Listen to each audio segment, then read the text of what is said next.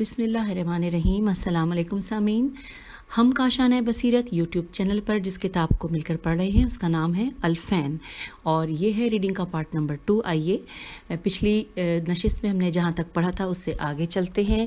یہ میں بتاتی چلوں کہ لاسٹ ہم نے جو ہیڈنگ پڑھی تھی وہ تھی ضروری تنبیہ، جس میں کہ 5 پوائنٹ ہم نے پڑھے تھے، اور اب ہم پڑھنے جا رہے ہیں۔ یہاں پہ ہیڈنگ ہے باب اول، لکھا ہے خلیفہ، نبی یا امام کا مقرر کرنا امت کی تجویز سے جائز نہیں، بلکہ یہ تجویز خدا اور رسول صلی اللہ علیہ وآلہ وسلم کے لیے لائق ہے۔ پھر لکھا ہے دلیل اول، امام اور خلیفہ کی تعریف جب آپ کو معلوم ہو چکی، اس کا صاف مطلب یہی ہے کہ خلیفہ جملہ امور دینی اور دنیاوی میں ہم پر حاکم ہے، اور اس کی اطاعت ہم پر مثل اطاعت خدا اور رسول صلی اللہ علیہ وآلہ وسلم کے واجب ہے، اور اسی وجہ سے خدا نے اس کو اولی الامر کا خطاب دیا ہے، اطیعوا اللہ و اطیعوا الرسول و ولی الامر منکم، اور دوسری آیت میں اس کو ولی کا خطاب دے کر فرمایا ہے کہ انما ولیکم اللہ رسولہ والذین آمنوا لے آیتہ۔ اس آیت سے بھی خدا اور رسول اور امام کی اطاعت اس طرح ثابت ہوئی جیسے کہ پہلی آیت سے۔ پھر چونکہ خدا اور رسول کی حکومت خلائق پر عام طور سے ہے، یعنی کوئی مخلوق ایسا نہیں ہے کہ جو خدا اور رسول کا محکوم نہ ہو، اسی طرح سے امام اور خلیفہ نبی کبھی عام طور سے حاکم ہونا اور جملہ امور کی حکمرانی میں اپنی رعایا اور محکومین سے افضل ہونا، یہ بھی ویسا ہی ضروری ہے جیسا اس کا مقرر ہونا ضروری ہے۔ اب اگلا پوائنٹ لکھا ہے، میں نمبر پہ لکھا ہے کہ حاکم وہی شخص ہے جو کسی امر میں اپنی رعایا کا محکوم نہ ہو اور نہ کسی امر میں رعایا کے مشورے اور تجویز کا محتاج نہ ہو۔ پھر لکھا ہے پھر اگر کسی امر میں رعایا کا محکوم ہوگا، وہ حاکم اس امر میں عام تر رہے گا، بلکہ اس امر میں رعایا حاکم ہوگی اور وہ خود تابع اور محکوم رعایا کا ہوگا۔ اور امام ہم اس کو کہہ چکے ہیں کہ جو ہر امر میں حاکم رعایا پر ہو۔ یہ کیوں کر ہو سکتا ہے؟ کیونکہ ہمارا بنایا ہوا خلیفہ ہمارا محکوم ہے۔ اب اگلے پوائنٹ پہ لکھا ہے کہ ایسا آدمی جس کو تمام امت پر حکومت عام طور سے ہو، اس کی لیاقت یا تو رعایا کے ہر فرد بشر کو ہے یا چند اشخاص کو، دونوں صورتوں میں رعایا محتاج امام یا سلطان واحد کی ہے، اس لیے کہ محتاج تو آدمی اسی امر میں دوسرے کا ہوتا ہے جس کو وہ خود کر نہ سکے یا اس کو جان نہ سکے، اور جب ہر فرد بشر لوازم امامت کو جانتا ہے اور کر سکتا ہے، پھر ہر شخص جملہ صفات اور لوازم امامت اور سلطنت میں امام کے برابر ہے۔ اب ایک شخص کو تمام امت پر حاکم بنانا اور سب کو اس کا محکوم بنانا، یہی ترجیح بلا مرجع کہلاتی ہے۔ اگر چند اشخاص ایسے ہیں کہ تمام صفات امامت ان میں موجود ہیں، پھر ان میں سے ایک کی تخصیص تخصیص عہدہ امامت کی کیوں مسلم ہوگی، بلکہ نائی کی برات میں سب ٹھاکر ہی ٹھاکر۔ اور اگر چند اشخاص میں جدا جدا صفات امامت ہیں تو ہر واحد شناخت امام میں ناقص اور محتاج دوسرے کا ہے۔ کسی کی شناخت پوری نہ ہوئی، پھر تقرر خلیفہ کیا کر سکتا ہے؟ علاوہ برآن شناخت اس امر کی کہ فلاں شخص جامع جمیع صفات امامت ہے، یہ اس امر پر موقوف ہے کہ ان سب امور لوازم امامت کو ہم جانتے ہیں۔ ایذن یہ بھی ہم کو معلوم ہو کہ زید مثلا جامع جمی جیم میم یہ عین اوصاف امامت ہے، اور کبھی زید سے ایسا قول یا فعل صادر نہ ہوگا جو عدل اور انصاف اور درستی نظام سلطنت بریکٹ میں لکھا ہے امامت کی خلاف ہو۔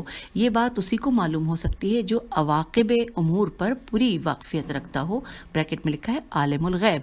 لہٰذا اگر فرض بھی کیا جائے کہ امت میں 2 4 10 20 آدمی ایسے صاحب علم اور ادراک ہیں کہ زید کی قابلیت امامت کو پہچان لیں، مگر اس امر کا علم ان کو نہیں کہ زید کبھی خلاف عدل اور انصاف نہ کرے گا، نہیں ہو سکتا۔ ایسی حالت میں اگر زید کو اپنا امام بنایا اور اس سے خلاف عدل اور انصاف کوئی فعل یا قول صادر ہوا. اب فرمائیے کیا ہوگا؟ ہوتا کیا؟ یہی ہوگا کہ زید بریکٹ میں لکھا ہے عثمان بریکٹ کلوز کو معزول کرو اور دوسرا خلیفہ بنا دو، دوسرا بنا دو یا تیسرا، بلکہ ہزاروں خلیفہ بنا دو اور بدلتے رہو جب تک وہی شخص عالم عواقب امور یعنی بریکٹ میں لکھا ہے خدا یا نبی بریکٹ کلوز اپنا خلیفہ کسی کو نہ بنائے گا. یہ جھگڑا بدنظمی امور دینی اور دنیاوی کا برابر چلا جائے گا اور غرض مطلوب کا پورا ہونا کبھی یقینی نہ ہوگا. اور اب ہم پڑھنے جا رہے ہیں دوسری دلیل. پہلی دلیل پڑھ لی ہے، دوسری میں لکھا ہے کہ خلافت نبی اور امامت کو وہی لوازم اور اسباب درکار ہیں جو اس نبی صلی اللہ علیہ وآلہ وسلم کو درکار تھے جس کا یہ خلیفہ ہے. فرق اصالت اور نیابت کا ہے.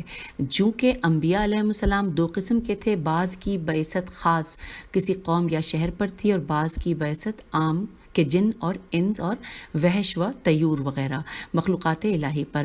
ہمارے نبی خاتم الانبیاء صلی اللہ علیہ وآلہ وسلم بھی اسی قسم کے نبی تھے. پڑھو سورہ جن کو قرآن مجید میں اور پڑھو تاریخی حالات حضوری حیوانات کو اور ان کی حاجت روائی اور ان سے پیش آمد ہمارے نبی صلی اللہ علیہ وآلہ وسلم کی اور علم منطق الطیر کا حضور کو ہونا اور انسان کی زبان ہائے مختلفہ کو سمجھنا. اب ایسے اولی العزم نبی کا خلیفہ اور نائب اسی کو ہونا سزاوار ہے جو ان سب امور کو زمانہ غیر موجودگی نبی صلی اللہ علیہ وآلہ وسلم میں انجام دے سکے. اب اگر تمام دنیا کے آدمی اجماع کر کے کسی کو خلیفہ ہمارے نبی کا بنائیں، ان امور کی بجا آوری کی لیاقت کسی فرد بشر میں ان کو کیوں کر معلوم ہو سکتی ہے سوائے اسی خلیفہ اور امام کے کہ جس کو نبی صلی اللہ علیہ وآلہ وسلم نے بحکم خدا اپنا خلیفہ بنایا ہو. جن اور حیوانات کے واقعات کو تو جانے دیجیے. حضرت شہربانو کا قصہ سنتے ہیں کہ جب بندی عجم کے آئی ہے اور اپنی زبان فارسی میں جناب شہربانو نے کچھ یزد کے حق میں کہا. خلیفہ صاحب سمجھے کہ مجھے سخت و سست کہہ رہی ہے اور قریب تھا کہ کوئی تشدد ان کی نسبت کیا جائے. خیریت گزری کہ حضرت سلیمان فارسی وہاں موجود تھے اور انہوں نے ترجمہ کر کے سمجھایا. تب خلیفہ صاحب کا غصہ فرو ہوا، مگر حضرت سلیمان رضی اللہ کو علم منطق الطیر نہ تھا کہ بوقت ضرورت حیوانات اور پرند کی زبان کا ترجمہ کرتے. اسی طرح ہند اور چین وغیرہ کے لوگ ہمارے ائمہ علیہ السلام کی خدمت میں آتے تھے اور انہی کی زبان میں ان کے سوالات کا جواب ملتا تھا. عبرانی اور سریانی زبان میں کتب مقدسہ آسمانی سے استدلال یہود اور نصارہ اور سائبین پر یہ سب کچھ انہی خلفاء سے انجام پاتا تھا جن کو خدا نے امام اور نائب رسول بنایا تھا. اور امت کے بنائے خلیفہ ایسے مواقع میں اب یہ مجھے ہجے کرنی پڑے گی پہ الف دال رے اور گاف لام ہو کر ان کی خلافت کا لکھا ہے بے رے غین لام توئے ہونا بخوبی سب پر ظاہر ہو جاتا تھا. یہ دلیل اگرچہ واقعات پر مبنی ہے مگر اصل اس کی محض عقلی ہے کہ نائب کو منیب کے عہدے کے لوازم اور اسباب کا اپنی ذات میں موجود رکھنا شرط ضروری ہے. اب اگلی جو ہیڈنگ ہے وہ ہے تیسری دلیل. لکھا ہے کہ خلیفہ بنانا تمام امت پر واجب ہونے کا عقیدہ جو اہل سنت کا ہے یہ واجب عینی ہے یا واجب کفائی، اور اس کا برتاؤ بھی خلف صالح خیر القرون صحابہ بلکہ خلفائے ثلاثہ نے کیا یا نہیں کیا ہے، جن کی خلافت کے صحیح ہونے کی غرض سے یہ عقیدہ باطلہ اہل سنت نے اختیار کیا ہے. انہوں نے خود اس عقیدے کو اپنے فعل سے باطل کر دیا ہے. اس اجمال کی تفصیل پہلے ہم کر لیں، اس کے بعد پھر اس عقیدہ فاسدہ کا ابطال کریں. الف بے تو الف لام. اب آگے ساتھ ہی لکھا ہے ہیڈنگ میں ابن اسیر جزری. آئیے یہاں اس ہیڈنگ کے حوالے سے کیا معلومات ہیں مل کر پڑھتے ہیں کہ ابن اسیر جزری نے اپنی تاریخ کامل میں سن 40 ہجری کے حالات میں لکھا ہے کہ جب معاویہ نے مکہ معظمہ میں یزید کے واسطے بیعت لینے پر عبادلہ عین بے الف دال لام ہے، اس کے بارے میں بریکٹ میں لکھا ہے رسول صلی اللہ علیہ وآلہ وسلم کے 4 صحابہ جن کا نام عبداللہ تھا اور یہاں بریکٹ کلوز ہو گیا ہے، ان عبادلہ کو جمع کیا اور ان میں امام حسین علیہ السلام بھی تھے. چاروں نے بالاتفاق عبداللہ بن زبیر کو معاویہ سے رد و قدح رے دال واو قاف دال ہے اور بریکٹ میں لکھا ہے کہ بحث و تکرار کرنے کی رائے دی۔ عبداللہ بن زبیر کہنے لگے کہ 3 طریقوں میں سے آپ کو معاویہ کو یعنی یہ اختیار ہے کہ جو پسند ہو اس کو اختیار کیجئے، یا وہ کیجئے جو رسول اللہ صلی اللہ علیہ وآلہ وسلم نے کیا ہے کہ آپ نے کسی کو اپنا خلیفہ نہیں بنایا اور امت نے ابو بکر کو پسند کیا۔ بریکٹ میں لکھا ہے غلط ہے، فقط حضرت عمر نے، یہاں بریکٹ کلوز ہو گیا۔ اچھا، اب اس کے بعد لکھا ہے کہ اگلا ایک تو یہ کہا اور دوسرا انہوں نے کہا کہ وہ کیجئے یا کہ جو حضرت ابو بکر نے کیا۔ عمر کو اپنا خلیفہ بنایا باوجود یہ کہ صحابہ چلاتے رہے کہ ہم پر ایسے سخت آدمی کو حاکم نہ کیجیے، اور تیسرا یہ کہ وہ کیجیے کہ جو حضرت عمر نے کیا کہ مشورے پر اس کو چھوڑ دیا۔ معاویہ نے کہا کہ بس اور کسی کو کچھ کہنا ہے؟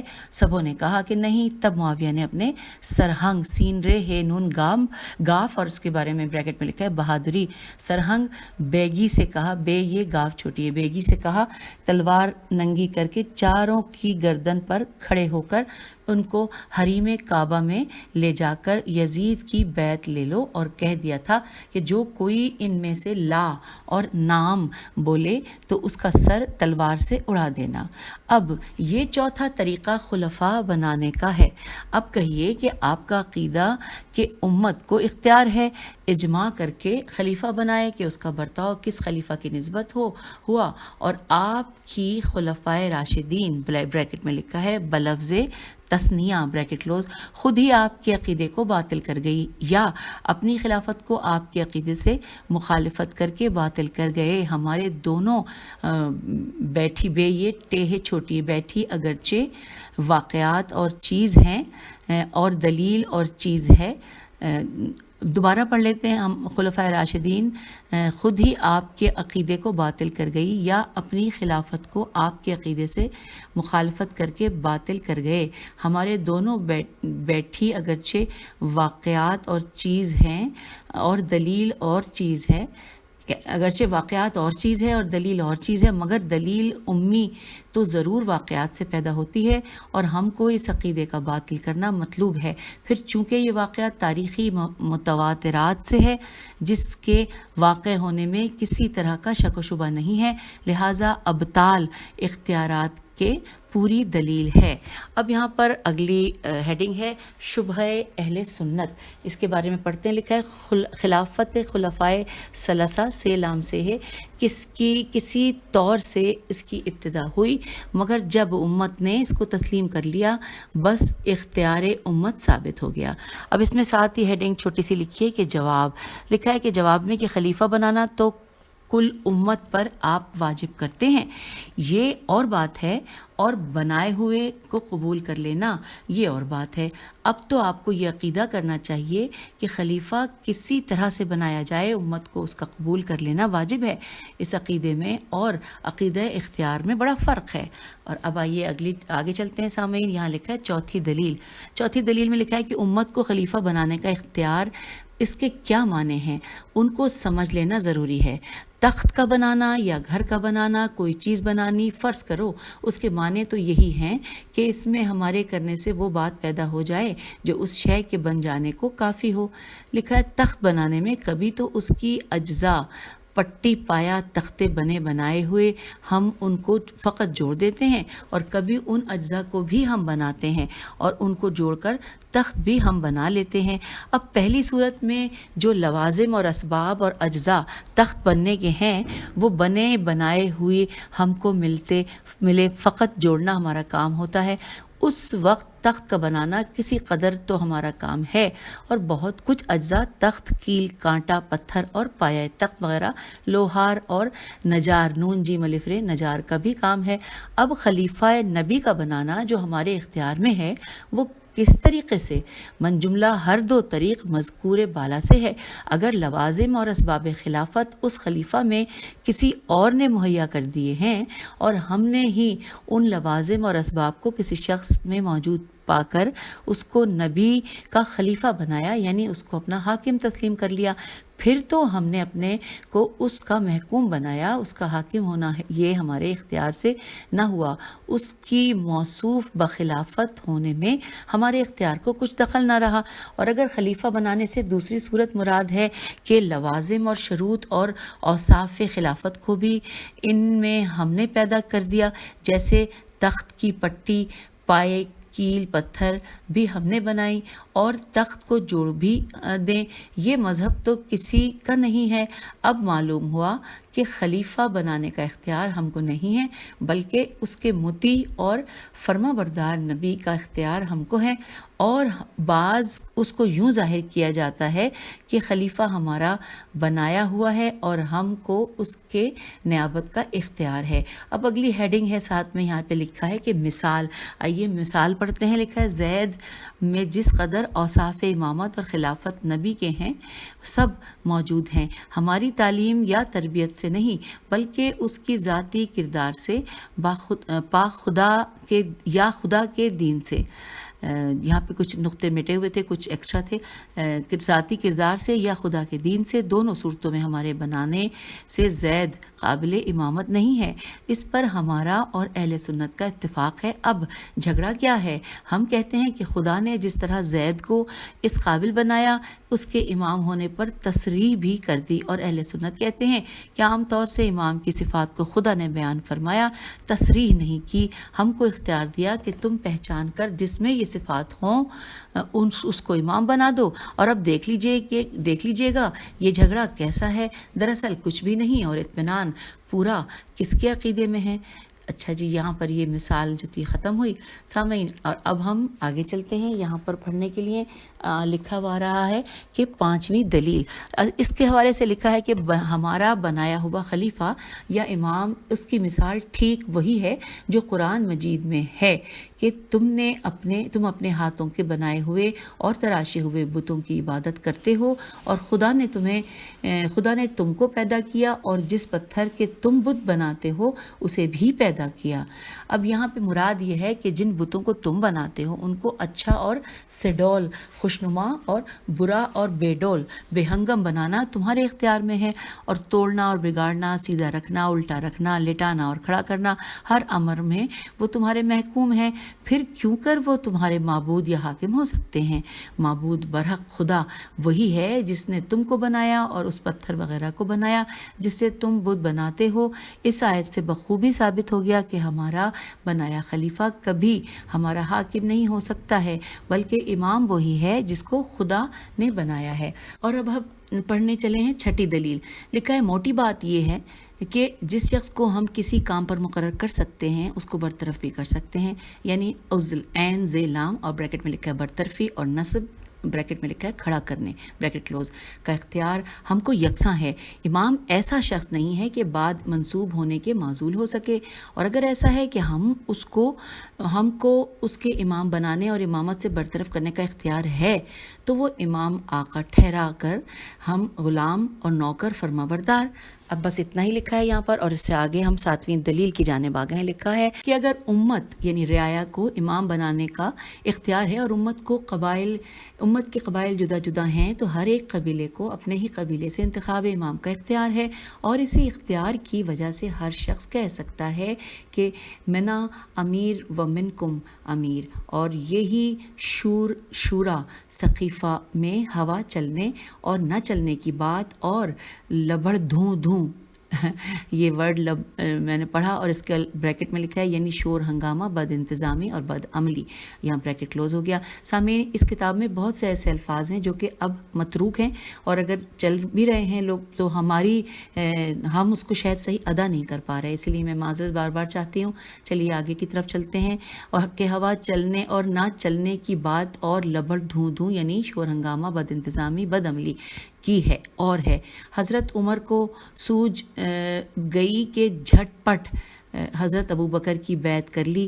پھر اس جھگڑے کا طے کرنے والا کون ہے؟ اور فرض یہ ہے کہ سب نفسا نفسی میں گرفتار ہیں، لہٰذا انتخاب صحیح جو سب کی اتفاق رائے سے ہو کبھی نہ ہوگا۔ اب آئیے 8ویں دلیل لکھی ہے کہ امت نے بالفرض اگر کثرت رائے سے کسی کے امام بنانے پر اتفاق بھی کر لیا، اب یا تو اس کی اطاعت کو عام طور سے بلا شرط منظور کیا ہے، یعنی نیک اور بد سیاہ اور سفید کا پورا اختیار اس کو دے دیا ہے، یا اختیار مشروط ہے، یعنی بشرطے کے خلافت حق اور خلاف انصاف کوئی امر اس سے واقع نہ ہو عمدن یا سہون۔ پھر لکھا ہے بلا شرط تو کبھی دے نہیں سکتے، اس لیے کہ زید معصوم نہیں ہے، قدم قدم پر خطاوار ہے، لہٰذا ضروری ہے کہ شرطیہ اس کی امامت رہے اور ہر وقت خلیفہ آپ کو معارض برطرفی میں سمجھے گا، جیسے ہمارا خدمتگار ملازم ہوتا ہے۔ اچھی امامت ہوئی اور اچھا امام کیا کہنا سبحان اللہ، لہٰذا ضرور ہوگا کہ خلیفہ کے فعل اور قول کے نگرانی کے واسطے ایک کانفرنس یا پارلیمنٹ بریکٹ میں لکھا ہے مجلس شورا ہمیشہ قائم رہے کہ اس کی تجویز سے خلیفہ کی اوامر و نواہی کا نفاذ ہوا کرے۔ اب فرمائے خلیفہ امام ہے یا یہ کہ پارلیمنٹ اور کانفرنس امام ہے؟ میرے خیال ہے یہاں پہ یہ ہوگا، لکھا ہوا نہیں ہے کہ اب فرمائیے خلیفہ امام ہے یا یہ کہ پارلیمنٹ اور کانفرنس امام ہے۔ پھر اگلا پیراگراف ہے کہ اسی جگہ مجھے یہ بھی کہنے کا حق ہے کہ امام صاحب کی نگرانی جس کانفرنس سے متعلق کی گئی ہے اس کا ہر ایک ممبر مثل امام صاحب کے خطا کار ہے، اور خطا کار اگر لاکھ جمع ہوں سب خطا کار ہیں، بقول سعدی کہ خفتہ راہ خفتہ کئی کند بیدار۔ یہ فارسی میں ہے، مجھے فارسی نہیں آتی لیکن میں نے بس پڑھ دی ہے، بہت سی غلطیاں ہوئی ہوں گی۔ پھر اس کے نیچے لکھا ہے کہ ہاں اگر یہ کہے کہ دو غلط مل کر ایک صحیح بنتا ہے اس کی اور بات ہے۔ اب آئیے اب اگلی ہیڈنگ ہے دفع شبہ۔ آئیے اس کے بارے میں کیا لکھا ہے جانتے ہیں۔ لکھا ہے یہاں پہ نمبر وار لکھا ہوا ہے۔ نمبر 1، جمہور کو ترجیح دینے والے عام فریبی کی وجہ سے یہ بھی دلیل پیش کرتے ہیں کہ مجمع کا حکم ہر فرد کے حکم سے جدا ہوتا ہے۔ دیکھو 4 آدمی مل کر ایک بوجھل وزنی تخت اٹھا لیتے ہیں اور چاروں جدا جدا اسے ہرگز نہیں اٹھا سکتے۔ نمبر 2، 100 تار کا ڈور منقول بٹا ہوا بڑے زور آور سے نہیں ٹوٹ سکتا، اور ہر ایک تار جدا جدا کو کمزور بچہ توڑ سکتا ہے۔ عظیم قابیل اور بھی چند مثالیں پیش کر کے کہتے ہیں یہ ہے حال پارلیمنٹ اور کمیٹی کا ہے کہ اگرچہ ہر واحد خطا کار ہے مگر مجموعہ خطا کار نہیں ہے بلکہ اجماع معصوم خطا سے ہے۔ اہل اسلام کا وہ فرقہ جو اجماعی خلافت کا قائل ہے وہ بھی اسی دلیل کو پیش کر کے نقلی دلیل ایک حدیث ہمارے نبی صلی اللہ علیہ وآلہ وسلم کی پیش کرتا ہے، ایک ترجمہ کہ میری امت گمراہی پر اجماع نہ کرے گی۔ یہاں پر یہ ہم نے حدیث پڑھ لی۔ پھر لکھا ہے پہلے ہم اس عقلی دلیل پر اگر منصفانہ نظر کریں تو اس کی لغویت بخوبی ظاہر ہو جائے، اس لیے کہ اولاً تو مثال ممثل ہے سے ممثل لہو میم سے لام اور پھر لام ہے سے مطابق نہیں ہے، اور اس لیے نظر میں زور جسمانی مفروض ہے، اور جس کے واسطے نظیر لاتے ہیں اس میں قوت روحانی اور عقلی درکار ہے۔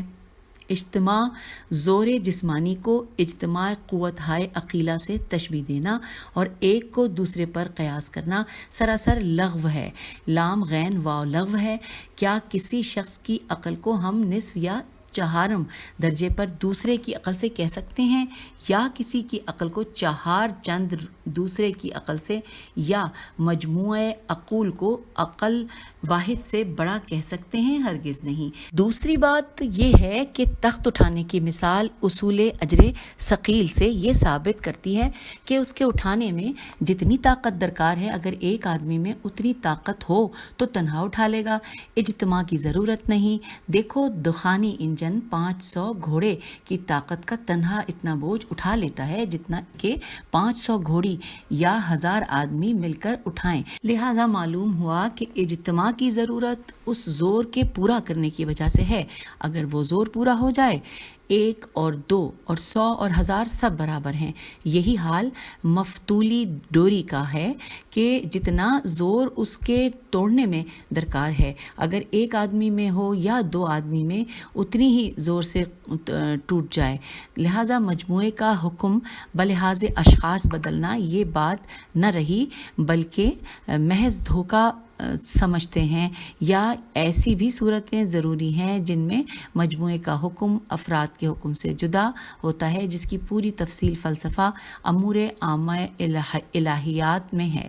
جب امور جسمانی میں بھی یہ حکم عام نہیں ہے تو عقلی اور روحانی امور میں اس کا قیاس کیوں کر صحیح ہو سکتا ہے؟ کہاں راجہ بھوج بریکٹ میں لکھا ہے عقل، اور کہاں گنگوا تیلی بریکٹ میں لکھا ہے قوت جسمانی۔ آئیے آگے چلتے ہیں، لکھا ہے اب رہی حدیث مقدس، وہ کلام حکیم ربانی صلی اللہ علیہ وآلہ وسلم کا ہے اور نہایت صحیح ہے۔ اس کا مطلب یہ ہے کہ تمام امت محمدی صلی اللہ علیہ وآلہ وسلم کا اتفاق ضلالت اور گمراہی پر نہ ہوگا، اور اس کی تفسیر دوسری حدیث میں فرما دی ہے کہ 73 فرقہ میری امت میں ہوں گے، سب جہنمی ہیں سوائے ایک فرقے کے۔ اب دیکھیے کہ سب امت کا اتفاق ضلالت پر نہ رہا، بہتر گمراہ ہیں، ایک راہ راست پر ہے۔ یہ مطلب نہیں کہ جس امر پر میری امت کے چند اشخاص اجماع کریں اور وہ امر ضلالت ہوگا، ورنہ ہر ایک فرقہ سالتوں کا اپنے مذہب پر اجماع ہے اور محض گمراہی پر اجماع ہے۔ اب آئیے نویں دلیل کو پڑھتے ہیں، لکھا ہے امام، خلیفہ اور نبی بنانے کا اختیار اگر انسانی اجماع کو ہے تو اس کی 4 صورتیں ہیں۔ نمبر 1، تمام دنیا کے جتنے آدمی ہیں جب سب کا اتفاق ہو جائے کسی کی امامت پر تب وہ امام ہو سکتا ہے، اور یہ بات تو محال ہے اور کبھی واقع بھی نہیں ہوئی اور نہ کسی کا یہ مذہب ہے۔ نمبر 2، ایک جماعت کثیر کا اتفاق ہے اور اجماع ہوا ہو، اب جماعت کثیر کا کوئی شمار مقرر ہونا ضروری ہے، یہ بھی باطل ہے۔ اس لیے کوئی دلیل اس پر قائم نہیں ہے کہ 50 یا 100 یا 1000 کا اجماع تقرر امام اور خلیفہ میں درکار ہے، اور نہ کسی کا یہ مذہب ہے۔ رہی یہ بات کہ جس قدر زیادہ اشخاص کا اجماع ہوگا تجویز اور تعین میں امام کے خطا کا احتمال کم ہوگا، اس کا تو مقتضا یہ ہے کہ سینکڑوں برس اسی کا انتظار کرتے کرتے بغیر امام اور خلیفہ کے بیٹھے رہو، یہ تو اول سے زیادہ لغو ہے۔ اگلا تیسرے نمبر پہ ہے کہ یہ کہ کوئی عدد خاص معین نہیں ہے جس کی تعداد پوری ہو جانے سے اجماع محقق ہو جائے، یہ تو سب سے زیادہ لغو ہے۔ صورت یہ ہے کہ ایک کمیٹی پہلے اس کی بنائی جائے جو اہل عقد یعنی ممبران کمیٹی انتخاب امام اور خلیفہ کر کے مقرر کریں۔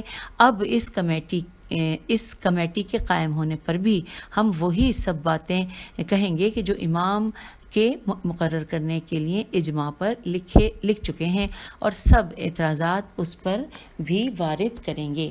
اور اب ہم آگے پڑھ لیتے ہیں، 10ویں دلیل آ گئی ہے، لکھا ہے کہ کسی مرد مومن یا زن مومنہ کو اپنے امر یعنی دینی و دنیاوی میں اس وقت اختیار نہیں جبکہ خدا یا رسول اس میں کوئی حکم جاری کر دے۔ یہ عربی ایک لائن کا ہم نے ترجمہ پڑھا جو کہ قال اللہ تعالیٰ وما کانا یہ والا تھا، اس کا ہم نے ترجمہ پڑھ لیا۔ پھر اس کے بعد لکھا ہے کہ پھر اگلے پیراگراف میں کہ پھر چونکہ خلیفہ کا مقرر کرنا ہم اپنے ہی فوائد دینی اور دنیاوی کے واسطے کرتے ہیں، لہٰذا تجویز خلیفہ کا مسئلہ بھی اس آیت مقدسہ کے تحت میں داخل ہے۔ اب ہم پوچھتے ہیں کہ خلافت اور امامت کی نسبت یا تو خدا اور رسول صلی اللہ علیہ وآلہ وسلم نے یہ حکم دیا ہے کہ ہم لوگ کچھ اس کی نسبت خیال نہ کریں بلکہ امامت کے خیال کو ترک کریں، اس وقت پھر ہم کو کیا اختیار باقی رہا کہ خدا نے تو ہم کو منع کر دیا ہے اور ہم برخلاف حکم خدا اور رسول صلی اللہ علیہ وآلہ وسلم کے کمیٹی اور اجماع کر کے خلیفہ بناتے ہیں۔ پھر اس کے آگے اگلا پوائنٹ لکھا ہے کہ یا ہم کو حکم دیا ہے کہ تم اپنی رائے سے جس کو چاہو نبی کا خلیفہ بنا لو۔ اب لائے پیش کیجئے، اب لائیے لکھا ہونا چاہیے، یہاں پہ صرف لائے لکھا ہے، اب لائیے پیش کیجئے کوئی آیت یا حدیث جس میں خدا یا رسول صلی اللہ علیہ وآلہ وسلم نے ہم کو یہ اختیار دیا ہو۔ ظاہر ہے کہ ہرگز ایسی کوئی حدیث یا آیت وارد نہیں ہے، اور کیونکہ وارد ہوتی ہے جس کی خرابیاں ہم ازرو عقل لکھ چکے ہیں، اور دلیل میں جو آیت ہے ابو الحسین کا استدلال خیال آتا ہے اس کو بھی ہم نے باطل کر دیا ہے۔ اگلا پوائنٹ لکھا ہے کہ تیسری صورت یہ ہے کہ خدا جس طرح مسائل اور احکام جاری کرتا ہے، خلیفہ اور امام بھی اسی نے مقرر کر کے ہمیں اس کی اطاعت کا حکم دیا ہے، لہٰذا ثابت ہو گیا کہ خلیفہ رسول صلی اللہ علیہ وآلہ وسلم خدا اور نبی نے ضرور مقرر کر دیا ہے، اور ہم کو اختیار خلیفہ صلی اللہ علیہ وآلہ وسلم نبی بنانے کا ہرگز نہیں دیا ہے۔ خلافت نبی کی ہمارے عقیدے میں تو اصول دین میں داخل ہے، اور اہل سنت کے نزدیک اگرچہ اصول دین میں نہیں ہے مگر بڑا اہم اور ضروری مسئلہ مسائل دینیہ میں سے ہے۔ پھر جب خدا اور خدا کے رسول صلی اللہ علیہ وآلہ وسلم چھوٹے چھوٹے مسائل دینیہ کی ہدایت اور ان کی نفاذ میں کمی نہیں انہوں نے کی، تو اتنا بڑا اہم مسئلے میں کمی کر کے ہماری ناقص عقول پر اس کا حوالہ کر دینا ہرگز کسی کی عقل ایسا الزام خدا اور رسول صلی اللہ علیہ وآلہ وسلم کو نہیں دے سکتی۔ اچھا، اب اگلی دلیل کی جانب آ گئے۔ ہم نے 10 دلیلیں پڑھ لی تھیں، اصولی طور پہ تو یہاں پہ 11ویں دلیل ہونی چاہیے تھی، لیکن یہاں لکھی ہوئی ہے 12ویں دلیل، اور یہ ایک ہی صفحے پہ میں یہ بھی نہیں سوچ سکتی کہ شاید صفحہ بیچ میں سے کوئی مس ہے، ایسا نہیں ہے، ہم نے بالکل ترتیب سے چل رہے ہیں، لیکن 10ویں دلیل کے بعد اب یہاں پہ لکھا ہے 12ویں دلیل۔ ہو سکتا ہے ہمیں 11ویں کہیں ملے تو پھر ہم اس کو بھی ساتھ پڑھ لیں گے۔ لکھا ہے اگر خلیفہ نبی کا بنانا ہمارے اختیار میں خدا کر دیتا تو جو کتنا ہی بڑا اہم مسئلہ ہے، تو پھر اور مسائل جو اس قدر اہم اور ضروری ہیں ان میں سے بعض مسائل کو ہماری تجویز پر چھوڑ دیتا، حالانکہ ہم کو کسی آسان مسئلے میں بھی اختیار خدا نے نہیں دیا۔ اب اگلی ہے 13ویں دلیل۔ لکھا ہے کہ جو لوگ خلیفہ نبی کا بنانا امت کے اختیار میں کہتے ہیں، ان کا یہ بھی قول ہے کہ چند لوگ ایسے لائق فائق خلیفہ بنانے کے واسطے درکار ہیں جن کو اہل حل و عقد کہتے ہیں، اہل حل و عقد عین قاف دال کہتے ہیں، جو خلافت کے لائق اور نالائق کو پہچان کر جس کو سب کے نزدیک اس عہدے کی لیاقت ہو اسی کو خلیفہ بنائیں۔ ظاہر ہے کہ ایسے لوگ ذی علم اور دانائے امور خلافت اگر خلیفہ سے افضل نہ ہوں گے تو برابر علم اور معرفت میں خلیفہ کی ضرورت ہوں گے، مگر اہل حل و عقد کو اس فرقے کے نزدیک بھی امور امت میں تصرف کرنے کا اختیار نہیں۔ مطلب یہ کہ احکام شرعی کا جاری کرنا تو ان کے اختیار میں نہ ہو، اور حاکم شرع کا مقرر کرنا جو تمام احکام سے اہم ہے ان کا اختیار ان کو ہو۔ پھر ساتھ ہی لکھا ہے کہ کوئی نادان بھی اس کو تسلیم نہیں کر سکتا اس لیے کہ اگر اہل حل و عقد خلیفہ مصنوعی سے افضل ہیں اور ان کو اختیار اجرئی احکام شرع کا نہیں ہے، پھر ان سے کم لیاقت والے کو کیوں کر ہو سکتا ہے؟ اور اگر وہ لوگ خلیفہ مصنوعی کے برابر ہیں پھر خلیفہ کو ترجیح کس وجہ سے ہوگی؟ آپ کہیں گے کہ اجماع کی اجازت سے ہوگی، اور میں کہوں گا کہ جس چیز کا اختیار اہل حل و عقد کو نہ تھا اس کی اجازت دینی ان کو کیوں کر جائز ہو گیا؟ اس لیے کوئی آدمی اپنے اختیار سے باہر فعل کام نہیں کر سکتا۔ اور اب آئیے 14ویں دلیل بھی پڑھ لیتے ہیں۔ لکھا ہے کہ امام خلیفہ رسول خدا صلی اللہ علیہ وآلہ وسلم ہوتا ہے۔ اب اگر امام بنانا امت کے اختیار میں ہو تو وہ خلیفہ خدا اور رسول صلی اللہ علیہ وآلہ وسلم کا نہ ہوگا بلکہ امت کا خلیفہ ہوگا، اس لیے کہ خدا اور رسول صلی اللہ علیہ وآلہ وسلم نے اس کو اپنا خلیفہ نہیں بنایا، اور نہ امت کو حکم دیا کہ ہمارا خلیفہ یہی ہے جس کو امت خلیفہ بنائے، اور امت کا خلیفہ بھی یہ شخص نہیں ہو سکتا، اس لیے کہ ساری امت خلیفہ رسول صلی اللہ علیہ وآلہ وسلم اور خلیفہ خدا کہتی ہے، جس سے صاف ظاہر ہے کہ خدا اور رسول صلی اللہ علیہ وآلہ وسلم ہی نے اس کو خلیفہ بنایا۔ اگر آپ یہ کہیں کہ ہمارا بنایا ہوا خلیفہ خدا اور رسول صلی اللہ علیہ وآلہ وسلم کا خلیفہ اس وقت ہو جائے گا جب ہم کسی کو خلافت خدا اور رسول صلی اللہ علیہ وآلہ وسلم کے واسطے منتخب کریں، تو اس کا جواب یہ ہے کہ یہ بات عقلاً تو کسی طرح ثابت ہو نہیں سکتی کہ ہمارا بنایا ہوا خلیفہ خدا اور رسول کا خلیفہ ہو جائے۔ رہی نقل تو قرآن اور حدیث میں کہیں اس کا پتہ نہیں۔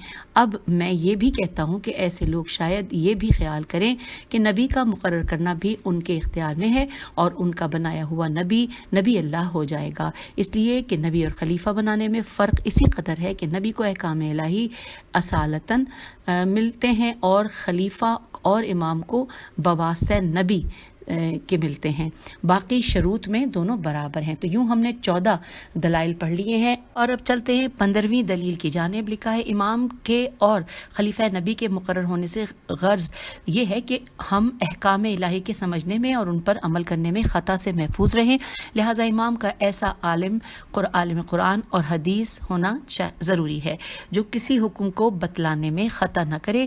ایسے شخص کا پہچاننا انسان کے اختیار سے باہر ہے، اور بالفرض اگر تمام دنیا کسی کو ایسا بے خطا تجویز کرے کبھی اس پر یقین نہیں ہو سکتا، اس لیے کہ خطا اور ثواب سواد واو الف بے کا علم کسی شخص میں نہیں، یہ خاص خدا کو ہے یا نبی صلی اللہ علیہ وآلہ وسلم کو تعلیم الہی سے، لہٰذا جب تک خدا یا نبی صلی اللہ علیہ وآلہ وسلم امام علیہ السلام کو مقرر نہ کرے اور منصوص من اللہ نہ ہو، یہ غرض کبھی پوری نہیں ہوگی۔ اسی سبب سے عادت الہی نبی اور خلیفہ نبی کی مقرر کرتے ہیں، اسی طرح جاری ہے کہ خدا خود یا بتوسط نبی صلی اللہ علیہ وآلہ وسلم امام اور خلیفہ مقرر کرتا ہے، انسان کو کبھی اس کا اختیار نہیں دیا ہے۔ اب اگلی ہیڈنگ ہے دفع توہم۔ اجماع سے خلیفہ بنانے والے یہ بھی ایک لغو بات کہتے ہیں کہ اگرچہ ہر ایک شخص ارباب حل و عقد میں عالم جمیع احکام شریعت کا نہ ہو، مگر انہی لوگوں میں کسی کو 10 کسی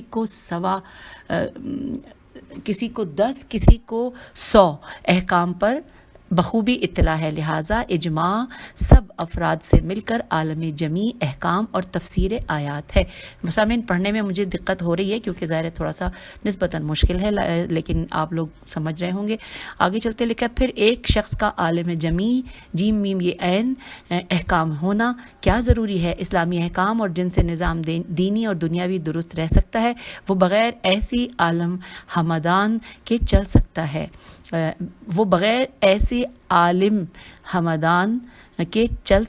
اور ایسا ہی خلافت خلفائے ثلاثہ میں ہوتا بھی تھا جب کوئی مسئلہ ایسا درپیش ہوتا تھا صحابہ کے بحث اور مباحثے سے طے ہو جاتا تھا۔